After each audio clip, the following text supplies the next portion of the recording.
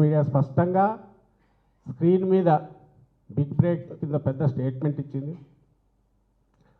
ఆ analyst journalist Krishnaraju ఆయన statement ఇచ్చాడు.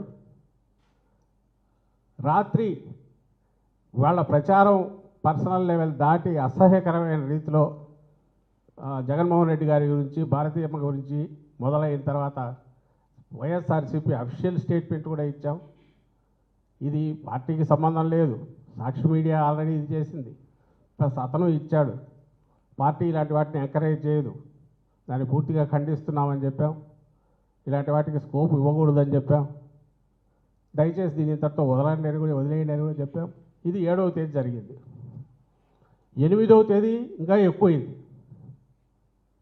7వ తేదీ ఒక స్థాయిలో జరిగితే 8 వచ్చేసరికి రాష్ట్ర వ్యాప్తంగా అని చెప్పి కంప్లైంట్లు 7వ తేదీ నుంచి మొదలయ్యాయి.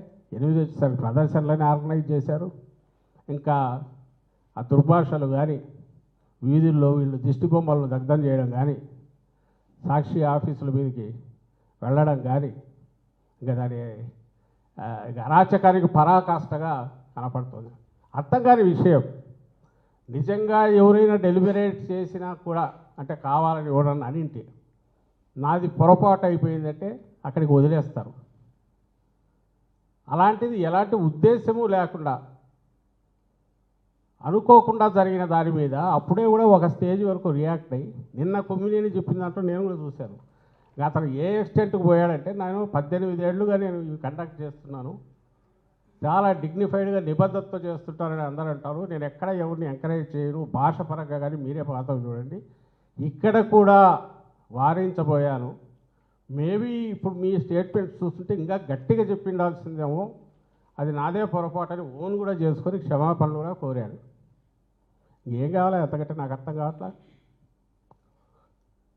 ఎవరు మొండిగా ఏది ఇది మళ్ళీ చెప్తున్నా, ఇది కృత్రిమంగా ఆర్గనైజ్ చేసిన వాళ్ళతో నడుపుతున్న ప్రదర్శనలు ఇవన్నీ. They are not natural. సహజంగా ఎవరికో కోపం తన్నుకొని వచ్చినవి కాదు. ఎందుకు కాదు అని అంటే ఆ దాంట్లో ఉద్దేశం లేదు, అది ఒక ప్రచారం కింద ఎవరు మార్చుకోలే, దాని జనం కూడా ఎవరు పట్టించుకోలే. మీ తెలుగుదేశం పార్టీ వాళ్ళు అక్కడ ఉన్న కొద్దిమందిని ఆర్గనైజ్ చేసి, లేదా రాష్ట్ర వ్యాప్తంగా ఆర్గనైజ్ చేసి అధికారంలో ఉన్నారు కాబట్టి తప్పుడు కేసులు పెట్టి హెరాస్ చేయడానికి దీన్ని వాడుకుంటున్నారు. అంతా చేసి 3 రోజులుగా ఇది అయిన తర్వాత 7వ తేదీ అయ్యి నిన్నటికి వచ్చేసరికి చంద్రబాబు నాయుడు గారి స్టేట్మెంట్, ఆయన కూడా మళ్ళీ ఇది పెట్టాడు, ఏది ఆ వీడియో పెట్టి కృష్ణరాజు కామెంట్స్ పెట్టి, మళ్ళీ తర్వాత పవన్ కళ్యాణ్ గారి స్టేట్మెంట్, ఆ తర్వాత ఆయన ట్వీట్. అంటే అంచెలంచెలుగా ఇంకా ఇది ఎంతకాలం దీన్ని లైవ్లో ఉంచాలా, ఎంతకాలం ఇదే రాష్ట్రాన్ని వేధిస్తున్న ప్రధానమైన సమస్యగా చూపాలా, ఎంతకాలం అసలు అమరావతి అనేది మీద మీరు నోరెత్తుతారా, అసలు అమరావతి పేరు ఉచ్చరిస్తారా మీరు అనే కోపం ప్రదర్శించాలా, అది రాష్ట్ర ప్రజలందరికీ కోపంగా ఉందని ఎట్లా ఇంప్రెస్ చేయాలా. వాళ్ళ ఉద్దేశంలో ఇది అమరావతి వాళ్ళది కాదు, అమరావతిని పొరపాటున ఎవరన్నా అంటే ఎంటైర్ 5 కోట్ల మంది కదులుతారు అనే ఇంప్రెషన్ ఇవ్వాలా. దానికి తగినట్టు ఆ ఎండ్ శ్రీకాకుళం నుంచి కింద చిత్తూరు, అనంతపురం, ఇక్కడ బార్డర్ వరకు అన్ని చోట్ల ప్రదర్శనలు. ఇవి ఆర్గనైజ్డ్ కాక న్యాచురల్గా వచ్చినవా. ఈ ప్రాసెస్లో ఏం చేశారా వీళ్ళంటే, ఇప్పుడే నాకు వచ్చి చూపిస్తున్నారు, ఆ అన్న వ్యక్తి మళ్ళీ రిపీట్ చేయలే, ఛానల్లో మళ్ళీ రాలా. పోనీ వైఎస్ఆర్సీపీ నాయకులు అరే మా కృష్ణరాజు ఇట్లా అన్నాడు చూడ, ఎవరు మాట్లాడలే, అరే ఎంత బ్రహ్మాండంగా అన్నాడు ఎవరన్నా, సాక్షిలో పేపర్లో రాలే. దాన్ని ఎవరు ప్రచారం చేసినారా అంటే, వీళ్ళు ఈ మాట ఏదైతే అతను వేరే ఆ సందర్భంలో రాష్ట్రంలో సెక్స్ వర్కర్ల గురించి అంటూ అమరావతి చుట్టుపక్కలని ప్రస్తావించిన దాన్ని ఏకంగా వీళ్ళు వేసిన రాజధాని అంటావా అని చెప్పి, ఇది టీడీపీ వాళ్ళ అఫీషియల్ దాంట్లో నాకు చూపించారు, మొన్నటి నుంచి పెట్టుకుంటూ పోతున్నారు. ఆ టైం చూస్తే ఒక 1 డే 2 డేస్ బిఫోర్ నుంచి 45 మినిట్స్ ముందు వరకు కూడా ఉన్నాయి, వాళ్ళ దాంట్లో పెట్టి కొడుతున్నారు. అలాగే వాళ్ళ ట్వీట్లన్నింటిలో చంద్రబాబు గారి ట్వీట్తో సహా ఆ వీడియో పెట్టారు. అమరావతి మహిళల పరువు మీరు తీస్తున్నారా, మేము తీస్తున్నామా? మీరు తీస్తున్నారా, ఆయన కృష్ణరాజు తీశాడా? మీరు తీస్తున్నారా, కొమ్మినేని శ్రీనివాసరావు తీశాడా? ఈరోజు కూడా వదలకుండా ఆ ప్రచారం మీరు చేయడం ద్వారా, దాన్ని రిపీటెడ్గా జనంలోకి పంపడం ద్వారా ఎవరు నిజంగా అమరావతి చుట్టుపక్కల ప్రాంతాల్లో ఉండే మహిళల గురించి కానీ లేదా రాష్ట్రంలో మహిళల పరువు ఎవరు తీస్తున్నారు? అతను ప్రస్తావించిన దానికి సంబంధించినంత వరకు రాష్ట్రంలో నిన్న కొమ్మినేని కూడా ప్రస్తావించాడు. సెక్స్ వర్కర్ల గురించి సంఖ్య దేశంలోనే ఉందంటూ టైమ్స్ ఆఫ్ ఇండియా రిపోర్టు దాన్ని మెన్షన్ చేశాడు. వేరే పత్రికల్లో వచ్చింది. రాష్ట్రంలో ఎక్కువ మంది ఉన్నారంటే రాష్ట్రంలో మహిళలను అవమానించినట్ట. ఎవడైనా తలకాయ ఉండేవాడు ఎవడైనా మాట్లాడే మాటేనా అది? లేదా పర్టికులర్ పరిసర ప్రాంతాల్లో కొంత ఎక్కువ ఉంటారు, లేదా హైవేస్ వెంబడి ఆ ఊరు దగ్గర ఎక్కువ ఉన్నారు, ఇక్కడ ఉంటే ఆ ఊరు మహిళలను అవమానించినట్ట. బట్ అయినా సరే మేము హర్ట్ అయ్యామని కొంతమంది వస్తున్నారు కాబట్టి వాళ్ళు క్షమాపణలు చెప్పారు, డిజోన్ చేసుకున్నారు. అది సమర్థనీయం కాదు, మీ ఎమోషన్స్ మేము అర్థం చేసుకున్నామని అంతగా చెప్పిన తర్వాత, ఇంక్లూడింగ్ మీడియా సంస్థతో సహా, దాన్ని ఒక ఇష్యూగా చేసి అదే సమస్య అన్నట్టు చేయడం సబబా? చంద్రబాబు నాయుడు గారు అడగాలన్నా కూడా ఎందుకు పెద్ద అనిపించట్లేదంటే ఆయన కావాలని చేస్తున్నాడు. నిజంగా ఆయన ఏదో ఆవేశం మీద ఊగిపోతూ చేస్తే ఏమండి అంత ఆవేశం ఎందుకు, ఇంతకంటే వేరే సమస్యలు లేవా అని అడగచ్చు. కానీ ఆయన క్యాల్కులేటెడ్గా కోల్డ్ బ్లడెడ్గా ఒక పథకం ప్రకారము ఆయనకు తెలిసిన ఏకైక విద్య ఏదైతే ఉందో ఇలాంటి నాన్ ఇష్యూస్ను ఒక పెద్ద ఇష్యూ కింద చేసి విష ప్రచారం చేసైనా సరే ప్రజల తలల్లో గందరగోళము వాళ్ళ తలల్లో ఎక్కించి ఓ దుష్ప్రచారం చేసి ప్రత్యర్థుల్లో లేక ఇంకోరినో కార్నర్ చేసి కొట్టడం. అది ప్రతిపక్షంలో ఉంటే ప్రచారం జరిగి అట్టన్నా చేస్తారు, అధికారంలో ఉంటే కేసులు కూడా పెట్టి కార్నర్ చేసి కక్ష సాధింపులే కూడా దిగుతారు. ఇప్పుడు దాని మీద కేసు పెట్టి హైదరాబాద్ పోయి ఈయన అరెస్ట్ చేశారు. ఆయన సుదీర్ఘకాలం జర్నలిస్టుగా నాకు తెలిసి పొరపాటున కూడా అసభ్యకరమైన మాట్లాడడం అలవాట్లేదు. ఆయన ఇష్యూస్ మీద ఆవేశం ఉంటుంది కొమ్మినేనికి. ఆయన అన్ని సంస్థల్లో పనిచేశాడు. ఈనాడుతో మొదలుపెట్టాడు, ఆంధ్రజ్యోతిలో చేశాడు, ఐ థింక్ టీవీ5లో కూడా చేసినట్టున్నాడు, ఎన్టీవీలో చాలా కాలం చేశాడు. ఎన్టీవీ అంటే గుర్తొస్తుంది, అక్కడ నిష్పక్షపాతంగా డిబేట్ కండక్ట్ చేసి కరుగ్గా ఉంటాడు, కఠినంగా ఉంటాడు. అంటే ఎక్కడ స్పేర్ చేయడు, మొహమాటానికి పోడు. మొహం మీద కుండబద్దలు కొట్టాడు చెప్తాడు, అది లీడర్తో చెప్తాడు, జనంతో చెప్తాడు, డిబేట్లో ఉండే వాళ్ళతో చెప్తాడు, అందరితో మాట్లాడేటప్పుడు చెప్తాడు తను అనుకున్న అభిప్రాయాన్ని కుండబద్దలు కొట్టాడు చెప్తాడు, నిక్కచ్చిగా ఉంటాడు. అది నచ్చలా అప్పుడు ముఖ్యమంత్రి వాళ్ళ చంద్రబాబు నాయుడుకు 14-19 మధ్య అనుకుంటా. నచ్చక అప్పటికి సుదీర్ఘ ఎక్స్పీరియన్స్ ఉంటే అతన్ని తీసేంతవరకు పట్టుబట్టి తీయలేదని చెప్పి ఆ ఎన్టీవీ ప్రసారాలు కూడా కొద్దికాలం నిలిపేసి బలవంతంగా తీయించిన వ్యక్తి ఈయన చంద్రబాబు నాయుడు గారు. తర్వాత ఆయన సాక్షికి వచ్చాడు. సాక్షిలో కూడా తాను అనుకున్న పద్ధతిలోనే చేస్తాడు తప్ప జగన్మోహన్ రెడ్డి గారు కూడా భారతమ్మ దాన్ని అలౌ చేశారు. ఎందుకంటే ఓ ప్లాట్ఫామ్ ఉండాలి, న్యూట్రల్గా ఉండాలి, ఒపీనియన్స్ డిఫరెంట్ ఇవి రావాలని. ఆయన ఇండిపెండెంట్గానే హ్యాండిల్ చేసుకుంటూ వచ్చాడు. ఎంతవరకు దేని మీద పోవాలి, వీళ్ళ మాదిరి ఉన్నారు కదా, తయారయ్యారు ఒక గ్యాంగ్, వాళ్ళ పేర్లు కూడా అనవసరం. ఆ అవతల ఉన్న ప్రచార ఛానల్, నేను ప్రసార ఛానల్ అన్నాను, వాటి ప్రాపగండా మెషిన్స్ అవి. అందులో డిబేట్ల పేరు మీద కండక్ట్ చేసేవాళ్ళు వాళ్ళ మాదిరి పొరపాటును కూడా ఒపీనియనేటెడ్ అయినట్టు ఒక స్టాండ్ తీసుకొని ఎక్స్ట్రీమ్ పుష్ చేయడము, అసభ్యంగా మాట్లాడడం అనేది ఎప్పుడూ తన దీంట్లోంచి లేదు. అలాంటి వ్యక్తి ఈరోజు నీ మీద తప్పుడు కేసు పెట్టి అరెస్ట్ చేశారు. పోయే కాలం వచ్చింది కాబట్టి ఇవి చేస్తున్నారనేది అర్థమవుతుంది. మేబీ పోయే కాలం 5 ఏళ్లకు తీర్పు ఇచ్చారు కాబట్టి ఇంకా 4 ఏళ్ళు ఉందని సంబరపడుతుండొచ్చు. కానీ ఎందుకు చేస్తున్నారు ఈ టైంలో?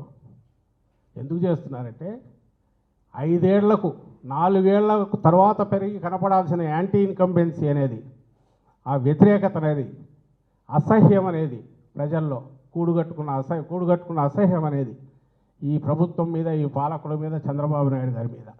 అంటే అబద్ధాలు కూడా హద్దు ఉంటుందిగా. ఎన్నికలకు ముందు ఏం మామూలువే, అరచేతిలో ఇటు చూపించి తిప్పినాడు కదా, మొత్తం అక్కడి నుంచి పాతాళంలో పడేశాడు. ఒక అమాయకులు వెర్రివాళ్ళు ఏమి క్వశ్చన్ చేయలేరు అనే అభిప్రాయం ఏదైతే ఉందో అంత బండ కూడా అందరి మొహం మీద కొట్టినట్టు చెప్పడం అనేది జనానికి తట్టుకోలేకపోతున్నారు ప్రజలు. దాని నుంచి వచ్చిన వ్యతిరేకత, దాని నుంచి వచ్చిన యాంటీ ఇన్కంబెన్సీ ఏదైతే అది కనపడుతుంది ఎక్కడ చూసినా. 1 ఇయర్లో నిన్న 1 ఇయర్ అయిన సందర్భంగా నాకు తెలిసి న్యూట్రల్ వాళ్ళు కూడా అబ్జర్వ్ చేయండి, ప్రజలు అబ్జర్వ్ చేయండి. వాళ్ళకు వచ్చిన తీర్పుకు ఎవరు జరపాల్సింది, విజయోత్సవాలు జరుపుకోవాల్సింది వాళ్ళు జరుపుకోవాలి. మావి వైఎస్ఆర్సీపీ 1 ఇయర్ మిస్రూల్ మీద మేము పిలిచిన పిలుపుకు రెస్పాన్స్ అట్లా వచ్చింది. వాళ్ళు చేయలేకపోయారు. రేపు 12th అన్నారు, ఆర్గనైజ్డ్గా చేస్తారు. ఏముంది ఇట్లా పట్టకరావు లేని ఇష్యూ మీదనే ప్రదర్శనలు చేసినప్పుడు రేపే ఉంది, బలవంతంగా అయినా తీసుకొచ్చి చేయించే ప్రయత్నం చేస్తారనుకుంటా 12th వాళ్ళు అనుకున్నట్టు. కానీ ఇప్పుడు ఫేస్ చేసే ధైర్యం లేదు ప్రజల్లో. ఇంకో పక్క రోజు మహిళల మీద అఘాయిత్యాలు కానీ, పోలీసుల దాష్టీక్యం కానీ, అధికార యంత్రాంగం దుర్మార్గాలు కానీ, వాళ్ళ నడిపిస్తున్న పొలిటికల్ బాసెస్ వాళ్ళ దుర్మార్గాలు కానీ, దౌర్జన్యాలు, దోపిడీ ఓపెన్ జరుగుతున్నవి ఏవి ఎవరికి కనపడకూడదు. ఎట్లా ఆపాలా, ఇట్లా ఆపచ్చు. 24 గంటలు కొట్టు, నీ 100-150 యూట్యూబ్ ఛానల్స్, నీ ప్రాపగాండా మెషిన్లు, పేపర్లుగా పిలువబడుతున్న మీడియా సంస్థలుగా పిలువబడుతున్న నీ ప్రాపగాండా మిషన్లు, చంద్రబాబు నాయుడు ఆర్గనైజ్ చేసుకునేవి, నడుపుతున్నవి, పెద్ద గొంతు, చిటిక వేయకముందే రాష్ట్రమంతా ఒకేసారి లేచి ఒకే టోన్తో మాట్లాడగలిగిన సత్తా ఉన్న, నువ్వు పెంచి పోషించిన నాయకులు, వీళ్ళందరితో ఒక మొన్నటి నుంచి రక్తి కట్టించి ఒక హయ్యెస్ట్ పీక్ తీసుకుపోయిన డ్రామా దేనికోసమయ్యా అంటే ఎక్కడ దేన్ని అడ్రస్ చేసే పరిస్థితిలో లేరు. మా హయాంలో, జగన్మోహన్ రెడ్డి గారి ప్రభుత్వ హయాంలో ఎక్కడైనా ఒక ఇన్సిడెంట్ జరిగితే, ఒక మహిళ మీద ఎక్కడన్నా అఘాయిత్యం కానీ ఇంకోటి, రెస్పాండ్ అయిన తీరు నేషనల్ లెవెల్ కూడా అప్రిషియేషన్ గురైంది. ఇమ్మీడియట్ ప్రభుత్వం స్పందించాల్సిన తీరు అంటే ఎట్లుండాలంటే ఇట్లుండాలని, అవసరమైతే ఆ అఫీషియల్స్ మీద యాక్షన్ తీసుకోవడంతో పాటు మళ్ళీ రిపీట్ కాకుండా ఏం చేయాలనేది ఆలోచించడంతో పాటు, ఇప్పుడు ఒక్క దగ్గర అలాంటి రియాక్షన్ కనిపిస్తుందా? నిన్న అనంతపురంలో జరిగింది చూసిన, వారం క్రితం బయటపడిన అక్కడే సత్యసాయి జిల్లాలో చూసిన ఒక అమ్మాయి దళిత బాలిక, ఇప్పుడు ఎస్టీ అమ్మాయి, కంప్లైంట్ ఇచ్చిన 6-7 రోజులు కూడా ఏం తెలియదు. ఆఖరికి ఎక్కడో చోట దొరుకుతుంది బడి, దొరికా కేసు బుక్ చేస్తున్నారు. ఇమ్మీడియట్ రెస్పాండ్ అయ్యే సిస్టమ్ కానీ ఎందుకు లేదంటే నువ్వే చంపేశావు. చంద్రబాబు నాయుడు దాన్ని చంపేశాడు. ఆయనకు కావాల్సింది ఇదిగో ఇప్పుడు సాక్షిలో వచ్చిన దాని మీద హైదరాబాద్ పరిగెత్తుకుంటూ పోయినా పట్టుకొని రావాలా, ఇంకెక్కడికి పోయినా పట్టుకొని రావాలా, అమాయకులు తప్పుడు కేసులు పెట్టి హెరాస్ చేయాలి. వీళ్ళు దీంట్లో బిజీగా ఉంటే అక్కడెక్కడ పోతారు? ఆ తెనాల్లో రోడ్డు మీద కూర్చోబెట్టి కొట్టాలా, లేకుంటే వాడు డిఎస్పీ అయినట్టు పంచాయతీ చేయాలా, కమ్మోడికి పుట్టావా లేదా అని తిట్టాలా. ఈ పనులు చేసేవాడికి ఆ తీరిక ఎక్కడ ఉంటుంది పోలీసులకు? ఈయన పెంచి పోషించి ఇట్లా తయారు చేసిన యంత్రాంగం ఇప్పుడు ఉంటుంది. సో దీన్ని కవర్ చేసుకోవాలి. లేకపోతే మహిళల గురించి మీరు అడగడమే చంద్రబాబు నాయుడు గారు.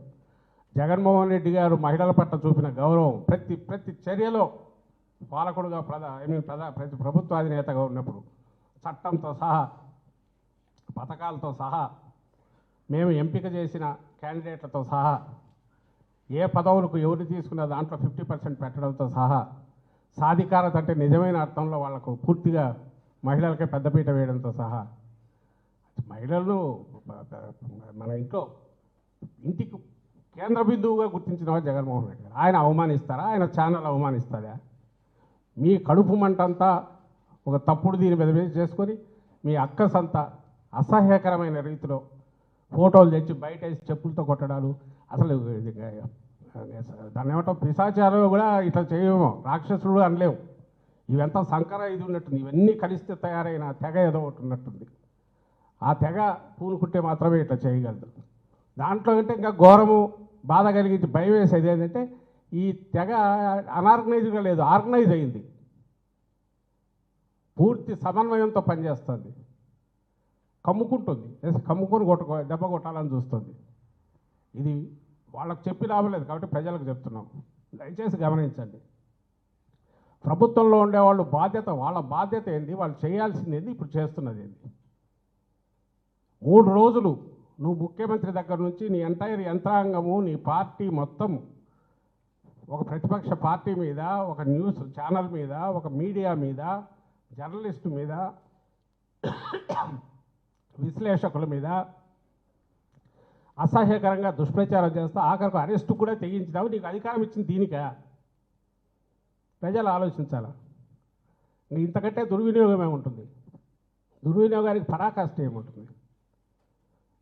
ఇంతకుముందు అన్నట్టు పోయే కాలం వచ్చింది. మేబీ టెక్నికలీ ఎన్నికలు 5 ఏళ్ళు కాబట్టి వాళ్ళు ఉండొచ్చాము. But that's not. కానీ నువ్వు ప్రభుత్వంగా ఫెయిల్ అయిపోయారు. 1 ఇయర్లోనే ఘోరంగా ఫెయిల్ అయ్యారు. నాట్ ఓన్లీ ప్రామిస్లు నిలుపుకోలేదని కాదు, వచ్చిన తర్వాత పాలించే పద్ధతిలో కూడా అరాచకమే ఉంది తప్ప పాలించాలనే తపన కానీ, సమర్థమైన పాలన అటు చేసి ఆ తపన కానీ, అసలు అవసరం పాలకులుగా మంచి పేరు తెచ్చుకోవాల్సిన అవసరం ఉందని కానీ వాళ్ళు భావించట్లా.